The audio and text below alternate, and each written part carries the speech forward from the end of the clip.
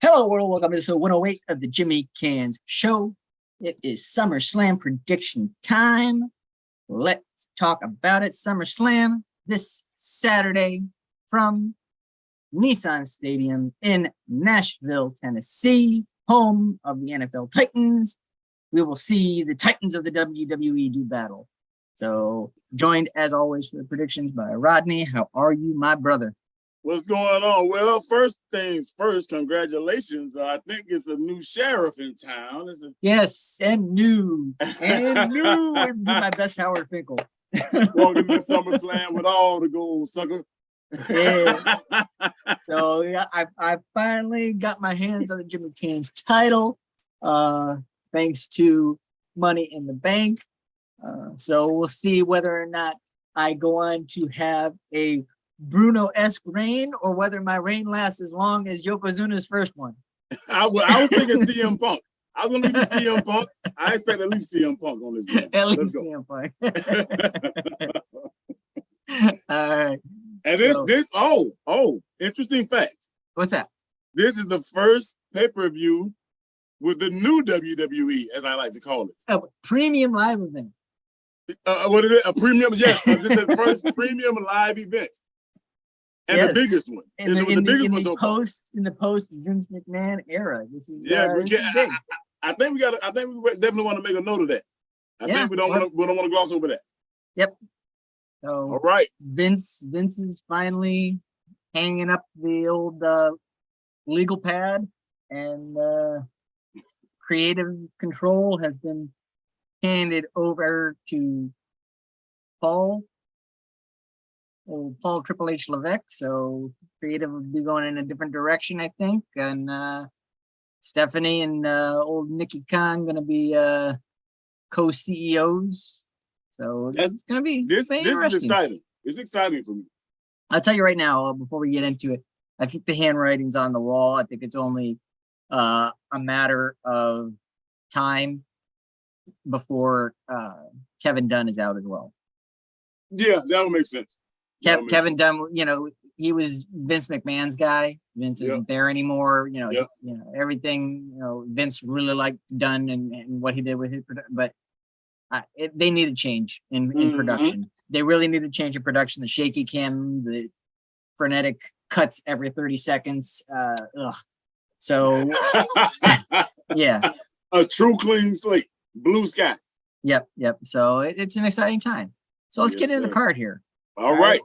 Out of the gate, let's discuss the no DQ match. Rey and Dominic Mysterio taking on the Judgment Day in the form of one Prince Finn Balor and the Punisher of the group, Damian Priest, who will be joined by the Nightmare herself, Rhea Ripley.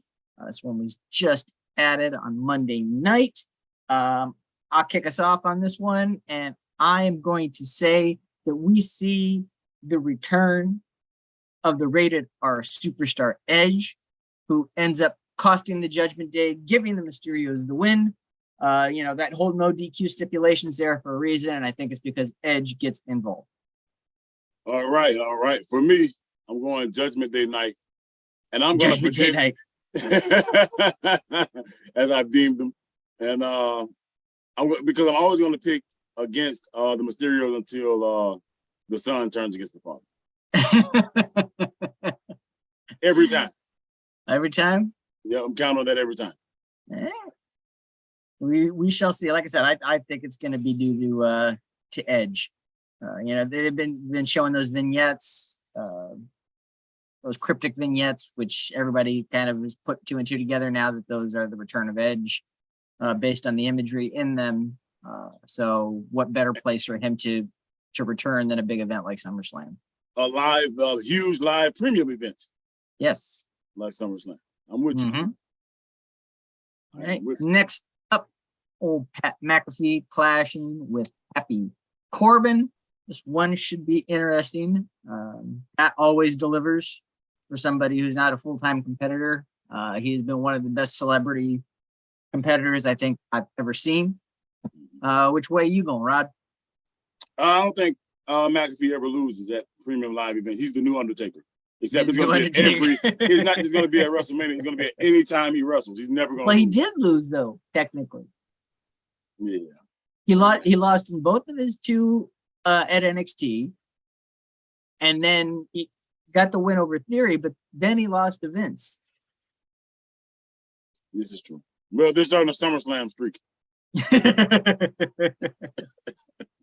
But I am going to agree with you. I'm going to take Mcafee in this one. Very rare when they bring in a celeb, especially when they paint the celeb as a babyface, for them to lose. Yes. When the celeb comes in as a heel, they have a tendency sometimes not to put him over. But when they come in as a babyface, which Pat obviously is, so I will agree with you on this one. Hot. Next up, the original Bro Riddle and Seth freaking Rollins are set to clash. I think, he's lost in back-to-back big matchup with Cody. He didn't win at Money in the Bank, so that's 3 premium live events in a row that he's lost. He needs this win. I'm going with Seth. Same. Yeah, I mean, it feels like it's been a long time since he had like a significant win, right? Yeah. It's been a long time since he had a win at a big event. Like I said, he lost at Mania. He lost at Mania Backlash, and then he turned around and lost. Or no, it wasn't Mania Backlash. It was Hell in a Cell. Mm-hmm. Yeah, he lost to Hell in a Cell. Oh wait, he lost Mania Backlash and Hell in a Cell. He lost 3 in a row. Then he also didn't win Money in the Bank. So that's 4 in a row where he hasn't come out on top. So yeah, I'm tripling down on that one. That's your lock of the week. You gotta have a big lock to put on the table next time. All right. Newly signed Logan Paul taking on his former Mania tag partner in The Miz. Can't treat this one as a celebrity match any longer. Logan Paul is now signed. He is a superstar now. So what way you going, Rod? I'm going Miz. Going Miz, huh? Yeah. I think Miz has his number. Miz has his number. Right? First singles match, they've really been, playing up his signing, with, posting it all over their webpage and social accounts and everything like that, really playing it up and everything. So I'm going to go with Logan Paul.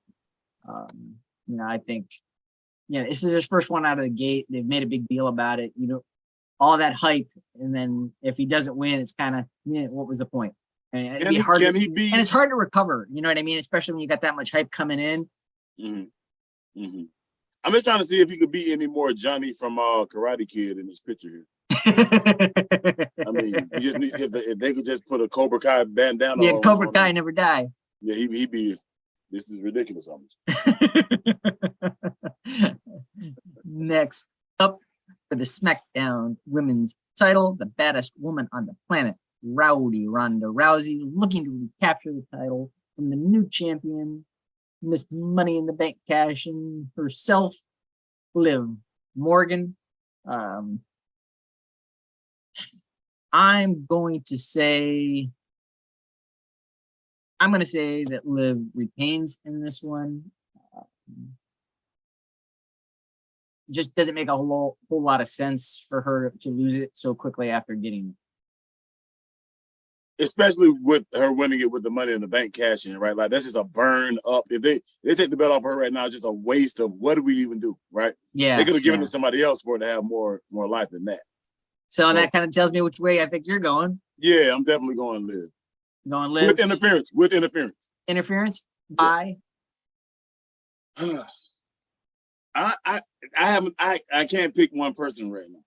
I'm thinking a couple people, but it's kind of hard for me to. Who are you thinking? I'm thinking Charlotte. But I wouldn't be surprised if it's somebody totally out of the blue to start a feud or go in a different direction with it. Yeah. I mean, I could see, Charlotte's been out since losing the title. We haven't seen her since she lost it. And then the other one that's a good possibility that we haven't seen because she's been out with injury, but she's scheduled to be back, and that's Bayley. Oh man, that would be huge. So I don't see the Bayley thing though. Just doesn't make sense to me from the simple aspect that she didn't have any real beef with Charlotte. I mean, with Ronda prior to. You know what I mean? Well, so why all of a sudden does she show up and cost Ronda, you know what I mean? Why wouldn't she show up and go after, Because go after the champion, don't go after the challenger.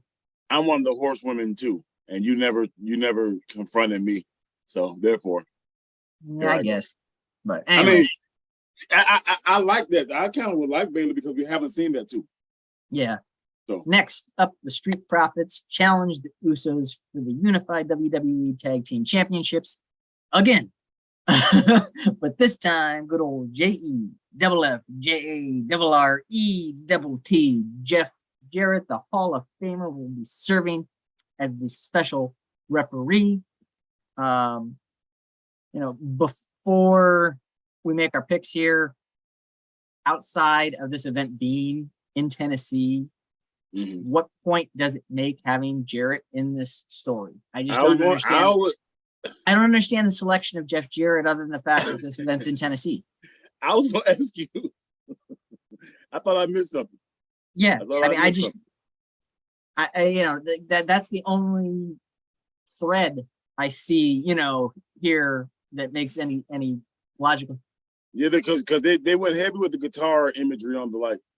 Well, I mean that's Nashville, yeah. Music City, you know what I mean? It's the image of Nashville, but it's all signs are that they want to, get to a point for Mania next year in Hollywood where it's Roman and Rock.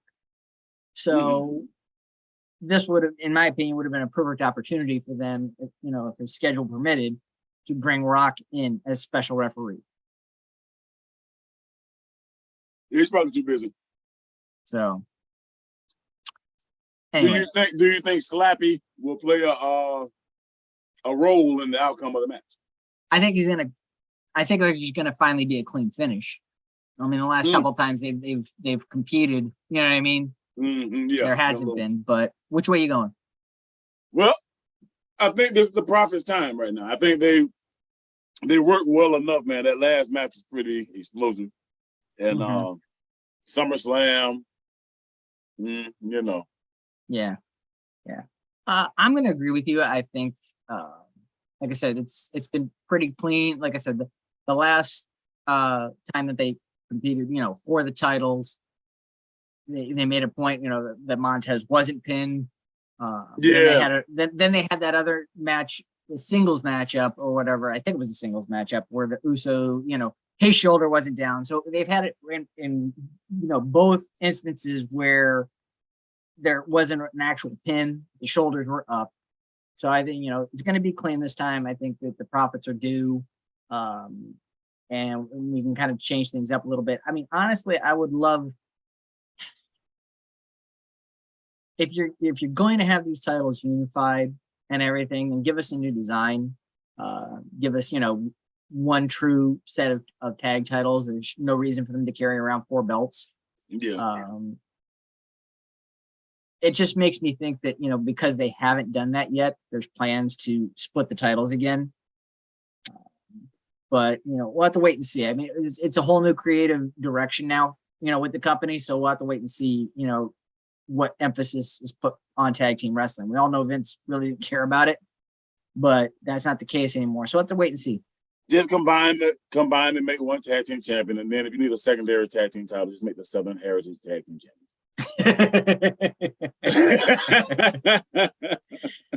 Intercontinental tag team title. Yeah, that's all. I mean, it writes itself. Yeah. Because here's the other thing: is like you combine the tag belts and you combine the 2 main men's belts, yet you still don't have the Intercontinental Championship on this show. Just the U.S. title. Yeah. But anyway, next up, the EST and Big Time Bex clash one more time for the Raw Women's title. This is a SummerSlam rematch, actually. These 2 clashed last year at SummerSlam. Impromptu last year at SummerSlam, but still happened last year at SummerSlam. So Bianca and Becky, where are you going, Rod? I think Bianca retains. I wouldn't be surprised if they, try to win a different direction with Becky, but it's going with Becky in a different direction.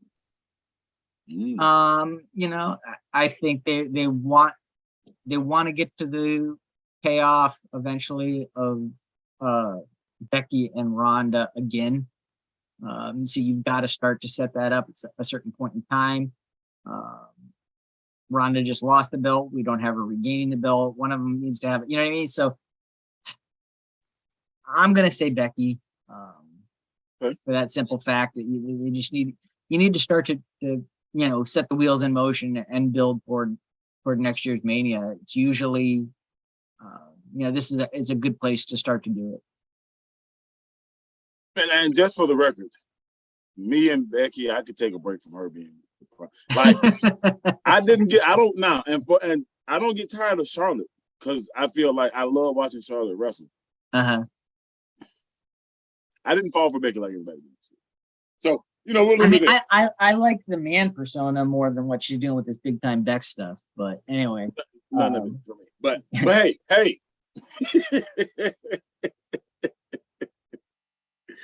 It is Mr. Money in the Bank challenging for the U.S. title. The two-time U.S. champion.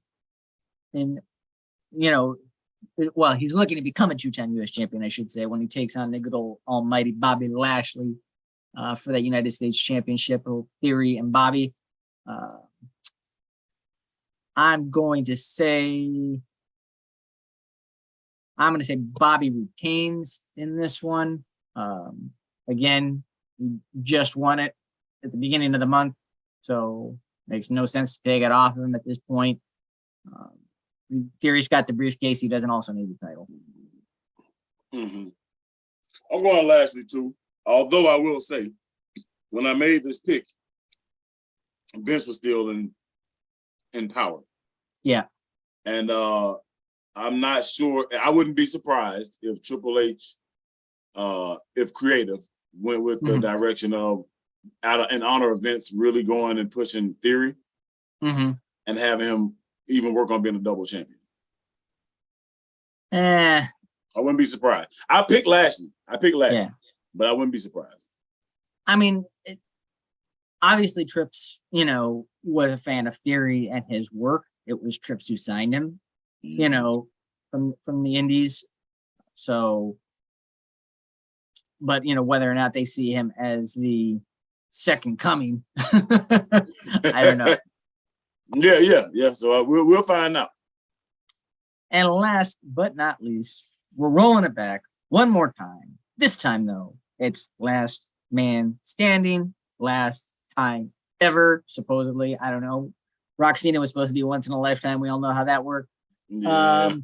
The beast incarnate himself, Brock Lesnar, clashing once again with the tribal chief, Roman Reigns, for the undisputed WWE Universal Championship for the Uwu. You know the Uwu? Yeah, I'm hearing it. Speaking of the Uwu and the champion, I am saying Roman retains.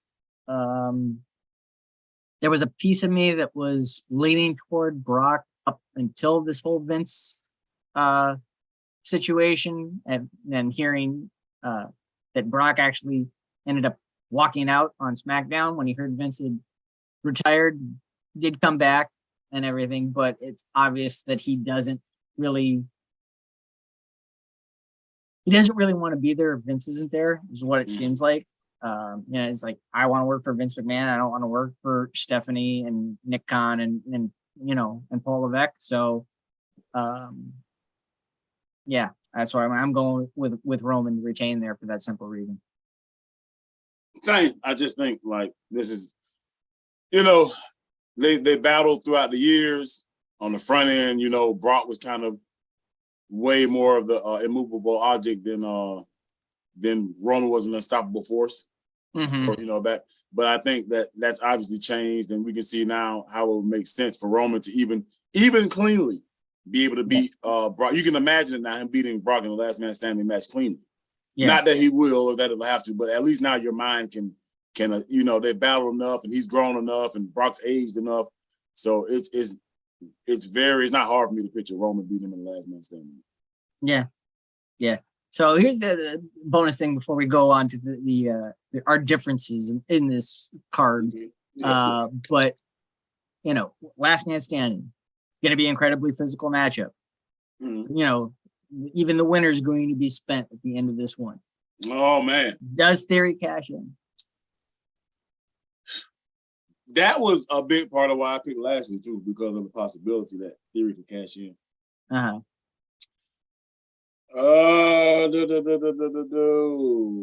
I think if he does, is he successful? I think he does not cash in. I think it lingers with tension after the end of the match. The winner's there lingering with tension, and I think the show ends. I think he shows up with the intention to cash in. Yeah. And doesn't get a chance to because Dolph comes out and kicks him. Gives him the old super kick. You know what I mean? Before he can successfully cash in. That sounds even better because I think they got to tease that, right? Mm-hmm. Everything is set up from everything that we understand about the business and our expertise. It's set up for that, right? The last man standing match at the end of the night, slobber knocker, obviously, guy with the opportunity. He just lost earlier in the night. It's been done before at WrestleMania, not at SummerSlam, but yeah, with these two guys, so your nostalgia barriers are going to already be tingling. Well, that one wasn't even a cash in before the match ended. Seth cashed in and turned it into a triple threat. Yep. But you know, it's been cashed in the main event between these two guys. Like you said, in that very same scenario. So I wouldn't be surprised. Yeah, like I said, I think they tease it like he shows up with the intention, but then he end up getting kicked in the head before he can do it. So in terms of differences on this card, you're going Judgment Day. I'm going Mysterios. You're going with Miz. I'm going with Logan Paul. You're taking Bianca, and I'm taking Becky. So we got 3 differences here. So looks like, you know, odd number of differences, real good chance of, you know, there being a difference in terms of the overall outcome here. The only way this doesn't end up the only way this does end up a tie, I should say, is if we get some kind of no decision in some match that we didn't foresee. These 3 matches, all 3 of the. Yeah, well, like I said, one of these 3 matches, if we get some type of no decision in one of them, now we're back even. We got a potential for a tie. But so those are our predictions for SummerSlam. Give us yours down below as well. Come back, see us next month.